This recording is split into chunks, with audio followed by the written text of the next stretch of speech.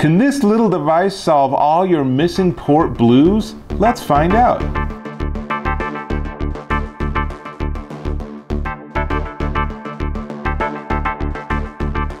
Dave Taylor here, and this time I'm looking at USB-C.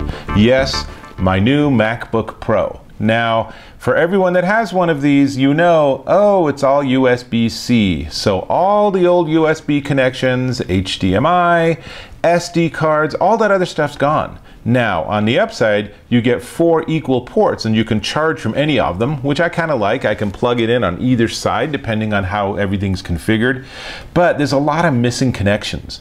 So you end up having all these dongles and adapters, and you have to buy new cables and all this stuff. Instead, this is a really cool little device. This is from a company called QacQoc. That's how they told me they pronounce it. And it's a USB-C hub specifically for 2016 and 2017 MacBook Pros. As you can see, it has 2 USB-C connectors. This turns out to be really interesting. So I'm going to unplug my charger. It's an 87-watt charger. I'm going to plug this in with both of the connectors. As you can see, it's an extremely snug fit. It is clearly designed for exactly this. And now, the first and perhaps most exciting test is that I'm going to plug my charger in again, and it's not only going to continue charging, but it's going to continue charging at 87 watts. You can see here the system configuration app can tell you exactly what amount of power is coming into the actual computer. So that's really cool by itself. A lot of these can only handle the 60 watts. So this is a faster charge. But let's unplug this for a second, and let me tell you about the different connectors. So, going from this side, you have 2 USB-C ports. One of them is the charging port, and it's denoted with a little lightning bolt on it. And that's actually a Thunderbolt 3 port, but it's not compatible with Quick Charge. So it works fine for your MacBooks, but I guess there's other devices that it could fit into. I don't know. I don't know what the deal with Quick Charge is. I've never heard of it. It doesn't affect my MacBook Pro as far as I know. And like I said, my 87-watt charger works perfectly well. Now, it also runs at 40 gigabits per second, so it is Thunderbolt 3. And then you have 2 USB 3.0 ports, and those actually, let's see, those are 3.0, not 3.1. And then we have another USB-C, and that one is actually the data or transfer port. We're going to test all this stuff. And then you have a micro USB and an SD card reader. But we're not done yet, because all those ports would be super cool. But check what's on the end. Yes, HDMI, and not just HDMI, but 4K HDMI at 30 Hertz. So that's the full deal. And all of that is in this one compact little device, which is fantastic, because you have no idea how many cables and adapters this thing can replace in my computer bag. Very, very nice. But talking, whatever, let's plug it in and give it a test. So, I'm going to plug it in, and then I'm going to plug in my charging cable, and then let's see what else can we plug in. I have my iPhone on an old HDMI cord. Of course, HDMI is oriented, so that has to happen.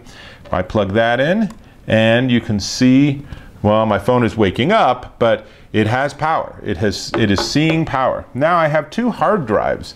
I have an old hard drive from a previous generation of MacBook, and this is in a little, a really slick little OWC carrier, and it has a regular USB, so I'm going to plug that into the other USB port. And then I have another hard drive. This is a Western Digital, and this one is USB-C. So let's plug it into the USB-C port. All right, so we're going to load this thing down. And we're not done yet because I have my camera. So let's pop the SD card out of my camera. And this is the little Canon camera I've had for a long time. And here's my SD card. I'm going to put that in too, and let's see what happens. Okay, that should fit in. Come on, you can do it. Maybe the other way. Maybe it's not. Oh, there we go. Now, on my desktop, I see Canon, that's the SD card. I see My Passport Air, which is the USB-C. I see 256 SSD, that's this older drive. And I see my iPhone is certainly enough reporting that it's plugged in and charging. And while all that's happening, my computer's charging. Now, if I had a second monitor, I could easily plug it in via HDMI, or of course plug that straight into the TV, and then using the Mac OS settings, I could have it mirror my screen, or as I often do, have it as a second screen. I do this in hotels a ton. I have a really long HDMI cord. I plug it into the TV in the hotel, and then I can control and watch whatever the heck I want, and that's just their crummy little channel lineup. So much nicer. You know, you get things like Netflix and Hulu and Amazon Video and all that stuff all right there on the big hotel TV without having to pay an arm and a leg for their little rental service or anything.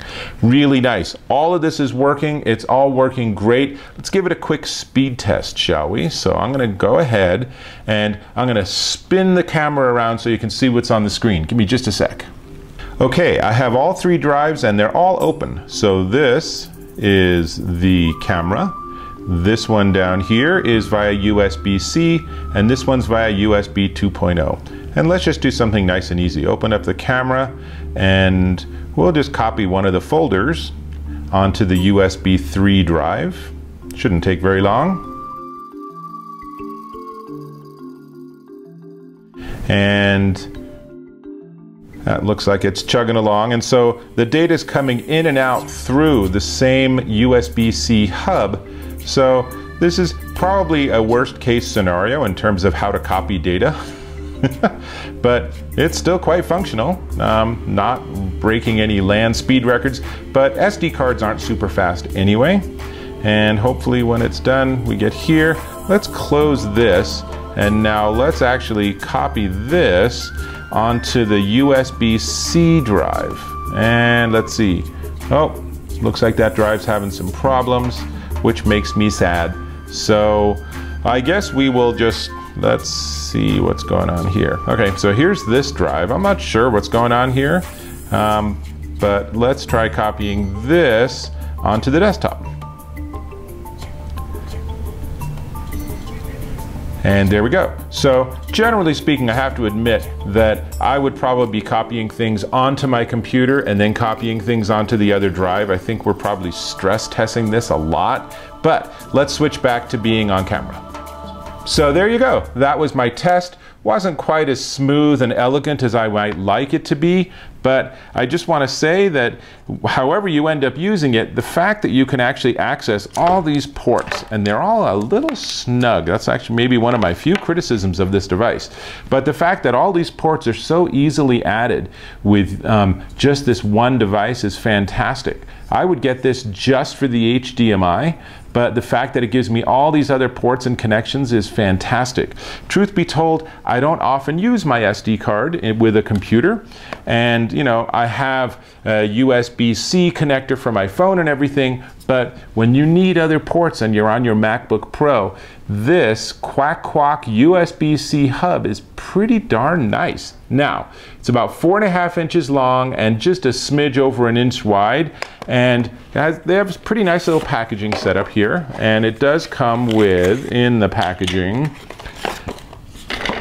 a little leather case. Now, I'm not going to use this, but a lot of people might. It's a nice little case, and it certainly makes sense for you to keep it safe and protected. So you slide it in here, and now it's ready to live in your computer bag, and you're ready to go. So I will just say one more thing before we get to the price, and that one more thing is please go ahead and click on the subscribe button so we can stay in touch.